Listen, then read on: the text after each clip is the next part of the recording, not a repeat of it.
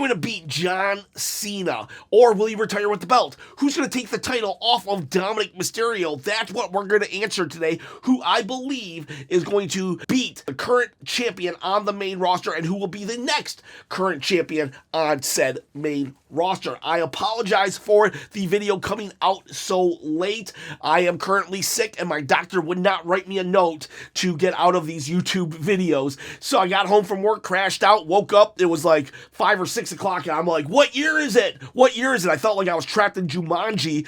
But here I am. Here we are. Let's talk championships. And even better question for all you boys and girls out in YouTube land, who's going to become the third ever Wrestlechop champion? I've already given away 2 of these belts, so I'm trying to give away a third. All you got to do to win, I'm not joking here, this is a real contest. All you got to do is you got to comment below. Once I hit 20,000 subscribers, I'm going to give away this belt. So comment below, hit the subscribe button and that bell notification, ding, ding, ding. And if you would be so kind, give a thumbs up.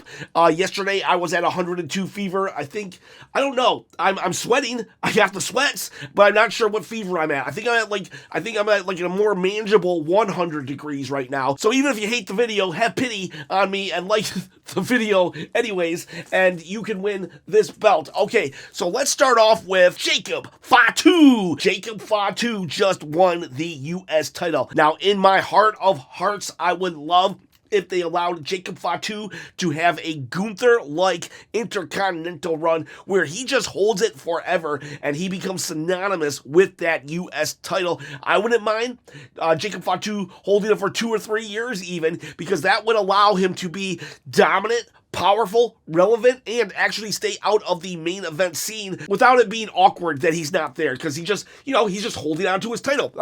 That's my Jacob Fatu licking the U.S. title impression. Hope I did a good job. Anyways, who's going to beat him?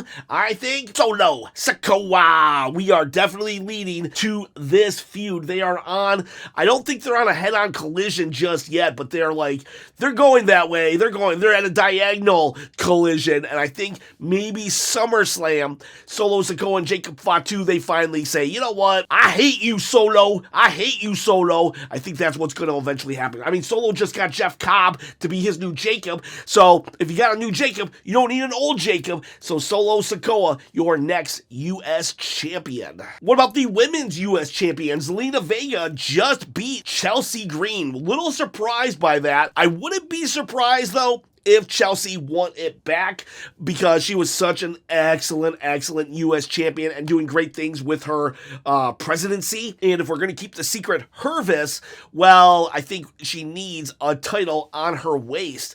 But this one's tough. For a second, though, I was actually thinking of just throwing a curveball in the whole thing. We get a call-up, and I was actually going to give it to maybe Lash Legend. Lash Legend just comes in and just dominates and takes that U.S. title. It's like they kind of did this with the Motor City Machine Guns, in that they tried to make someone relevant real quick with a title, but I don't think it worked with the Motor City Machine Guns because they had no affiliation with WWE before they won the titles. But Lash Legend, she is in NXT. Now, that doesn't mean the crowd knows who she is, but she's had some exposures here and there. Plus, as a heel, they can use that to their advantage. They can say, hey, look, I've been here for a cup of coffee, and I'm already champion, and that makes me hate you more. The Motor City Machine Guns, they were faces, so them winning the titles too quick wasn't a good thing. But Lash Legend, as a heel, can win the title and then shove it in everybody's face. I've been here 2 minutes, and I'm already better than the entire women's division. So Lash Legend was going to be my pick, but Chelsea Green, if she doesn't get bumped up into the main event scene, and we keep the secret Hervis, she kind of needs that belt. Oh, man. I was really hoping for a Lash Legend call-up. I'm going to play it safe, though, and say Chelsea Green, your 2-time U.S. Women's Champion. Let's do the men's mid-card now, and that's going to be Dominic Mysterio. Dominic Mysterio is your Intercontinental Champion, and there's a part of me that wonders, were they going to do it? Were they going to give Dom the belt? But with the groundswell of support that was, like, naturally coming behind him, they were like, yeah, screw it. Let's just give him his WrestleMania moment. And I'm glad they did, because that was a great moment. And I just loved Dominic running back to the ring and holding the title up. And I'm so glad that happened for him. Such a great character. So who's he going to lose to, though? See, this is the problem. I think it would be great for, like, Sheamus to come in and win. No shame in losing to Sheamus, but the problem with this is Dominic is so over right now that even though he's still technically a heel, that he can't lose the belt to any face if we want that face to remain a face. So Sheamus is kind of out of the question unless he goes full heel. I wouldn't mind that, though. I wouldn't mind that. You could say Rusev, too. Rusev is full heel, and he does like to pick on little guys, hence him picking on Tozawa.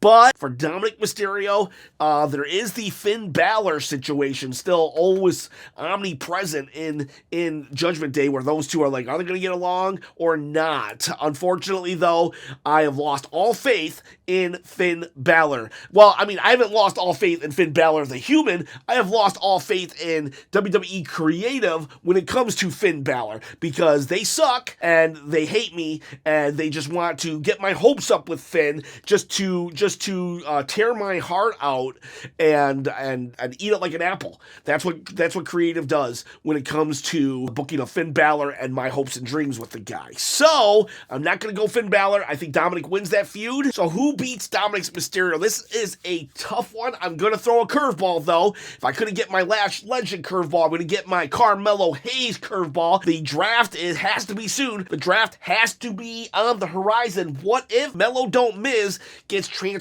over to Raw, and at some point Melo beats Dominic Mysterio? I think they would have a great showcase matches. I think Melo's been on the roster for about a year now. He's proven himself. I think we can give him a belt. They want to keep him heel. What better way than take the belt off a beloved heel that's borderline face? Carmelo Hayes would be a perfect choice. He can brag about it, him and Miz. Yes, there you go. I am saying Carmelo Hayes becomes the next Intercontinental Champion after a draft pick, and the Miz can claim saying, I'm the greatest Intercontinental Champion of all time, so I will mentor you to be the next greatest Intercontinental Champion of all time. Obviously the Miz, that's what he thinks. We all know Gunther was, but regardless, that's how we play that storyline right there. So now we go to the Women's Intercontinental Champion, Lyra Valkyria. This one's a little more straightforward in that she's currently in a feud with Becky Lynch, and we got Bayley kind of on the horizon, where it's like, is Bayley going to re-enter because Becky took her out at WrestleMania? How's Bayley going to feel? Will Bayley be mad at Lyra also? Or will she just be like, I understand, but Bayley and Becky can definitely hate each other. What I think will happen, Becky is definitely not done with Lyra. I think that Becky she wins the title, and this will help her character in that, her character right now is that she pushes the younger talent down because the fans, that's what we claimed her to do. Well, what better way to prove that she buries talent than, her burying the next generation and winning the Intercontinental title. A title that she, Becky doesn't need. But who cares? She wants to hurt everybody, and she just keeps the younger generation down for her own self-glorification, and that would be perfect for her character and for the storyline and for everything involved. And Lyra can win it back. Maybe after Bayley and Becky feud for it a little bit. Lyra can win it after that, and that is your next Intercontinental Champion, Becky the Man Lynch. The Speed title is up next. We have Sol Ruca as your female champion. We got Grande Americano as your male champion, and Ivy Nile just became your #1 contender for that Speed Championship. If you don't know what Speed is, it's a Twitter/X exclusive, and the titles, they pretty much never make it to TV, but they are there. They're actually filmed before a Raw and or SmackDown, and then they air them on Twitter on Wednesdays, I believe, and I think Saturdays too. So, since Ivy Nile and Americano have kind of a connection with American Made, I say Ivy Nile becomes your next Speed champion. So now we go to Grande Americano, your male Speed champion. What I think would be super cool? What if what if it was Chad Gable? What if Chad Gable, because Chad Gable and Americano, like, I think Chad Gable brought Americano into WWE when he was having a hard time fighting luchadors, and he still is, but Grande Americano doesn't seem to have a hard time fighting luchadors, in that he was actually able to beat Dragon Lee for the Speed title. So what if somehow, some way, Chad Gable starts in the tournament, and he works his way through, and we have Chad Gable versus Grande Americano in the on Speed. And I say, no, I think Grande would still win. So forget that. Let's just not even do that matchup. I don't want Chad Gable to have to lose again. So that match never happens. Chad doesn't enter. So then who could it be? I think Triple H loves to just make Tony Khan mad and AEW fans. So I say he gives it to Ray Phoenix. He gives it to Ray Phoenix so everybody can crash out, being like, "This is what you left AEW for." And I'm not making fun of AEW fans. I'm just saying that Triple H, he likes to poke the bear sometimes. So Ray Phoenix, your Speed champion. Tag teams. Let's do our tag teams. We got the New Day. I think they will lose the titles to Lucha Brothers. Ray Phoenix is apparently going to be a double champion on my list, because I think right now, Penta feuding with Dominic Mysterio and the Judgment Day, he's going to want to eventually even the odds. And Ray Phoenix will come over to Raw, probably also in the draft. And now we have the Lucha Brothers. I don't see any tag team on Raw right now that is worthy of beating the New Day. Maybe the Creed Brothers, they are awesome, but they are heels. So I think we should have just a really spectacular matchup at SummerSlam, and that could definitely be the New Day versus the Lucha Brothers of Ray Phoenix and Penta. Right there. Book it. Okay, so Liv Morgan and Raquel Rodriguez, who's going to beat them?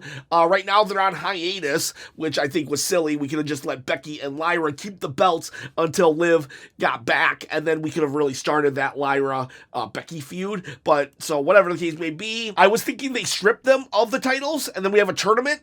But the problem is, WWE literally just cut a bunch of women, and, like, they even cut tag teams. They got rid of Jakira Jackson, who could have been a tag team with Lash Legend, and they got rid of the Party Girls. So I could see Io and Rhea they become tag champions in a will they or won't they get along type situation, because they are feuding right now, or they're sort of feuding right now for the world title. But Rhea and Liv in a feud together, I don't think we're going to do that. I think we're going to keep them far away. So that said, I'm going Bayley and Lyra Valkyria. Somehow they get that feud brings in the tag team championship again. And Lyra and Bayley, they were supposed to be the ones that faced them at WrestleMania. So we get that actual match that was supposed to happen, and, well, they win. And that's me reaching. I just don't have anybody really, because the women's tag team division, it's not made of tag teams. It's made of individuals that just happen to team up together to win the belt. What about the Street Profits? Street Profits are tough. Honestly, if the Luchas don't go after New Day, I could see them easily going after the Street Profits. Both would be amazing, unique matches. But I say the Street Profits, they've already beaten kind of everybody. And then there's Fraxium, who they didn't beat. I'm a little afraid they're going to give it to Fraxium. But is there any tag teams right now? Is there any tag teams other than Fraxium that the Street Profits have not beaten? And what if we did a trade? Even the fucking Raiders, Creed Brothers. What if we did that? What if the Creed Brothers actually go to, because I did do a trade with Carmelo Hayes and someone else. I'm sorry, I can't remember. I'm like, my brain is foggy. I'm sick. But I know there was 2 people that I sent over to Raw. So what if we got American Made on SmackDown, and the Creed Brothers eventually are the ones who dethrone the Street Profits? Because as of right now, Fraxium has a case, but I'm saying no. I say they learned their lesson from the Motor City Machine Guns, and they're going to give it to a more established team, Creed Brothers in the trade. Now we're at the main event. Tiffany Stratton. I'm saying this one could be controversial, but Naomi, I think, is doing excellent, stellar work. I could see it going to Jade Cargill. I could see it going to Bianca Belair and Naomi being the challenger, but what if we just flipped it, reversed it? Tiffany's a face, even though she does kind of have a beef with Jade. Naomi versus Tiffany, that would be money. I think they reward Naomi for not just giving Jade Cargill an awesome WrestleMania match, but really just elevating her game after like 13, 14 years on the roster. Naomi, just one of the most entertaining high spots of WWE TV right now, with her crazy bonkers character. And I say Naomi wins it. It might not be a long title reign, but Naomi is the one who takes it off of Tiffany Stratton. Now on Raw, that's hard. That's hard. Rhea Ripley's currently kind of sort of in a feud with Io Sky, and I just don't see Rhea not being champion long. Rhea's kind of in a position where Charlotte was a couple years ago, and even to this day, in that it just seems wrong when she doesn't have the title. Now I know there's a lot of people who are like, oh, well, she's so overbooked and so overpowered. I actually agree with that. But that said, I'm not saying what I want. I'm saying what I think WWE TV will do, and I'm thinking that Rhea will eventually just beat Io Sky, and she will become your next champion. Because who else would it be? Unless Charlotte goes over to Raw? I do know that Charlotte and Alexa Bliss did kind of hint at an alliance, so but they're on SmackDown, so most likely it'd be Charlotte beating Tiffany. But I'm still sticking with Naomi. Yeah, Rhea Ripley. It's not a curveball. It's very predictable, and in all honesty, I think Triple H is going the predictable route with this championship and the next two championships. Jey Uso, I don't believe Jey's gonna lose to Logan Paul. I don't believe he's gonna lose to Gunther in their 5th match, and probably in their 6th and 7th and 8th match too, that they probably just, the month of July will just be Gunther versus Jey, and I don't think Gunther's going to take it. Seth Rollins, yes, it's very predictable, but it's also within character for Seth to completely go after that title. He was the inaugural champion. He loves that champion. Plus, he has set himself up to be the big bad of WWE in 2025, and he knows